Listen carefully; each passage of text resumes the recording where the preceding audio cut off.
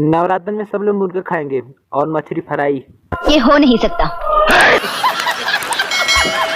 प्यार से मुर्गा खा लो, वरना तुझे जबरदस्ती केला खिलाएंगे। समझ रहे हो? समझ रहे हो?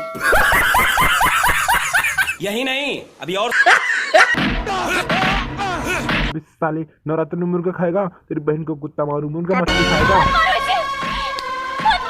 मत मारो इसे, ये मुर्गा मछली नहीं खाया है तो कुत्ता खाने वाला है। मुर्गा खाता है तू कमीने? नहीं पापा, मैं तो मछली खाता हूँ। अरे तुझे तो मैं सड़ा हुआ कुत्ता खिलाऊंगा कमीने। No no no no. Thank you पापा, थैंक यू। अम्मा इलाज करो, आपका बेटा है हाँ महाराज। नवमी में मुर्गा खा रहा है। क्या मतलब? तुम हमें शक्ल से चूतिया नजर आते हो। क्या बकवास कर रहे हैं आप? निकल जाओ घर से और दोबारा घर में कदम मत रखना। अरे माँ मुझको कह रहा है कि नवमी में मुर्गा फ्राई ना खाओ। बाबा जी स्टॉप कर दीजिए, ये बचपन से चूतिया है।